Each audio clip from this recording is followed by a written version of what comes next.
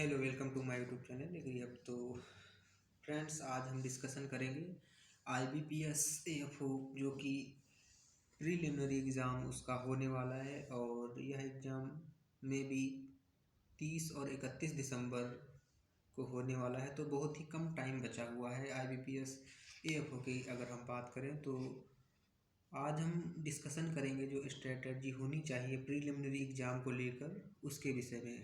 तो आपको पता ही होगा, इसमें 3 सेक्शंस होते हैं। फर्स्ट सेक्शन अगर उसकी बात करें तो रीजनिंग का, दूसरा सेक्शन होता है मैथ का, और तीसरा सेक्शन होता है इंग्लिश का।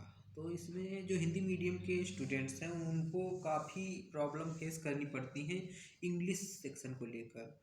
और जहाँ तक बात कीजिए मैथ और रीजनिंग सेक्शन का, तो वो भी कंपैरेटिवली थोड़ा टफ ही होता है, बट उसको हिंदी मीडियम के स्टूडेंट्स आसानी से निकाल ले जाते हैं।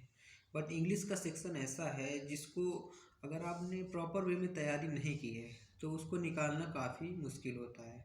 तो मैं इस पे डिस्कशन करते हुए यह बताना चाहूँगा कि इंग्लिश के सेक्शन को आप ज़्यादा से ज़्यादा रिवाइज करें, एसटी लगातार देते रहें। और अगर बात करें उसके लिए आपको स्ट्रेटजी में क्या करना है, तो पहला तो क्लोज टेस्ट जो हो रहे हैं इंग्लिश में, क्लोज टेस्ट बहुत ही इम्पॉर्टेंट रोल अदा कर रहे हैं। तो उसके लिए आप प्रिपेयर रहिए, आप वोकैबुलरी जो है थोड़ा अच्छा कर लीजिए और ज़्यादा से ज़्यादा प्रैक्टिस कीजिए। क्योंकि प्रैक्टिस जो है, जब तक प्रैक्टिस नहीं करेंगे तब तक आपको उसमें कोई लॉजिक नहीं लगता है कि कौन सा मीनिंग होगा। क्योंकि एसएससी का पैटर्न और बैंकिंग के पैटर्न में बहुत ही ज़्यादा डिफरेंस है।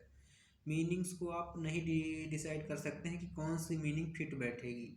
वो विदाउट प्रैक्टिस आप बिल्कुल नहीं इसको हल कर पाएंगे। तो ज़्यादा से ज़्यादा प्रैक्टिस ही सही रहेगी। और क्लोज टेस्ट हो गया, और इसके बाद में जो मिसप्रिंट का भी क्वेश्चन दे रहे हैं, कई बार से दे रहे हैं, तो पेपर उसी लिए इजी हो जाता है और काफ़ी ज़्यादा कट ऑफ भी जाती है। मिसप्रिंट हो गया, क्लोज टेस्ट हो गया, फिलर्स हो गया।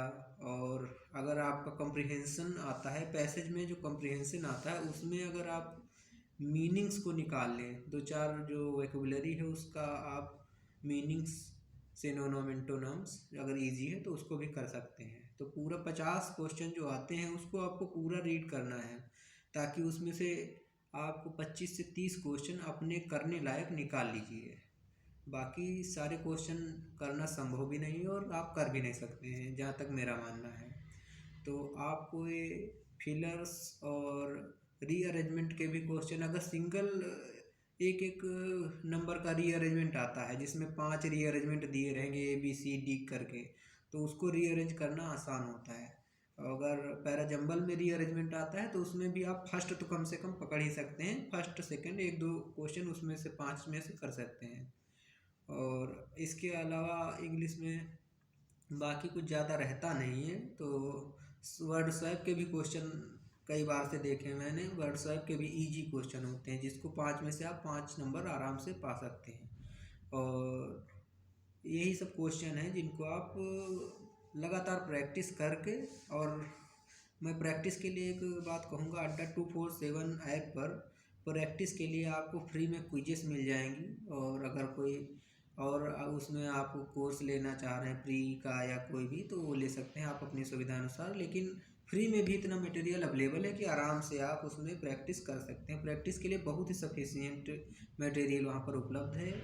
आप IBPS PO, SBI PO clerk ये सब भी ST दे सकते हैं, 100 क्वेश्चन की होती है। तो इसके बाद अगर बात करें मैथ की, मैथ का सेक्शन इजी तो नहीं कह सकते हैं, टफ ही होता है। बट हिंदी मीडियम के स्टूडेंट उसको लॉजिकली समझ कर अपना प्रैक्टिस करके निकाल सकते हैं। तो उसमें पहला तो मैथ में DI जो है टफ होती है, लेकिन फिर भी इजी DI कम से कम करने की कोशिश ज़रूर करें। 5 से 6 नंबर की एक DI कर लें, क्योंकि 3 से 4 DI आनी निश्चित है 50 क्वेश्चन में से। और अगर क्वाड्रेटिक की बात करें तो क्वाड्रेटिक को अपने फार्मूला बेस पे जैसे करते आ रहे हैं वैसे ही तैयार करके जाइए, आराम से 5 से 6 क्वेश्चन हो जाएंगे। और अगर बात करें क्वाड्रेटिक के बाद नंबर सीरीज की, तो नंबर सीरीज हालांकि कभी कभी टफ आ जाती है, लेकिन इजी अगर नंबर सीरीज मिल रही है तो उसको आराम से 5 6 क्वेश्चन जो नंबर सीरीज के हैं उसको कर लीजिए। उसके बाद सिंप्लीफिकेशन अप्रॉक्सीमेशन आ रहे हैं, अगर आ रहे हैं तो उनको कर दीजिए। तो कुल मिलाकर मैथ में 15 से 20 क्वेश्चन एक्यूरेसी 100% होनी चाहिए मैथ में। 20 क्वेश्चन मैथ में कर लीजिए आराम से। उसके बाद अगर रीजनिंग की बात करें तो रीजनिंग में सिलॉग्स हो गए, सिलॉग 5 नंबर के आते हैं। अगर इजी सिलॉग्स हैं तो आप उसमें से 5 में 5 कर सकते हैं, अदरवाइज़ 3 या 2 ही सिलॉग कर पाएंगे।